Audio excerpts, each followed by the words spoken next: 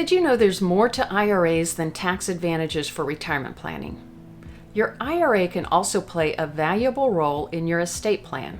And so today I want to talk about 3 things that you should consider when you're incorporating your IRA into your estate plan.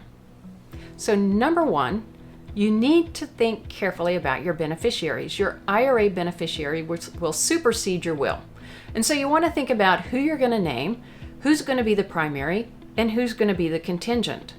That could be people, that could be charities, that could be institutions, but you want to think carefully about that, because what you want to avoid is having your IRA money go to somebody that you didn't want it to go to. That IRA beneficiary needs to be properly named.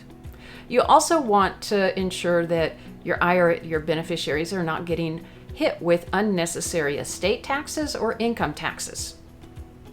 And you want to make sure that that designation is not exposing that account to greater creditor exposure. So you want to think carefully through all of those issues. Number 2, you want to think beyond the stretch.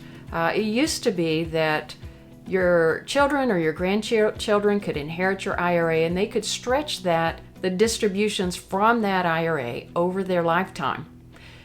Because of the Secure Act, which was passed in 2019, they now have to take those distributions. If they're your children or grandchildren, they have to take that within 10 years.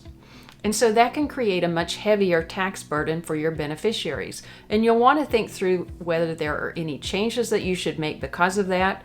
Maybe you want to convert some of your traditional IRA to a Roth IRA, or you might want to change some of the beneficiary designations to account for that change in the tax law. And number 3, think charitably. If you give some of your IRA, some or all of your IRA, to a charitable organization, that could reduce your estate tax bill. It could reduce income taxes that are due on the IRA.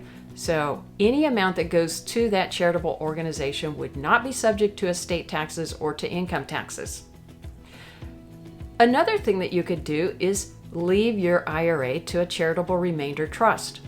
A charitable remainder trust would pay out an annual payment to your heirs over a certain period of time. And at the end of that period of time, whatever balance is left in that IRA would go to the charity. This can provide some additional tax deferral for your heirs and give them an annual income over a period of time similar to the old stretch rules, but then have the remaining balance go to a charitable organization and therefore still achieve some of that reduction in estate taxes and income taxes. So those are 3 things that you can consider when you're incorporating your IRA into your estate plan. If you have questions about this, any of these topics, or you would like some help incorporating your IRA into your estate plan, send me a message. I'll respond to you personally, because I'm here to help you be on your best path for your retirement.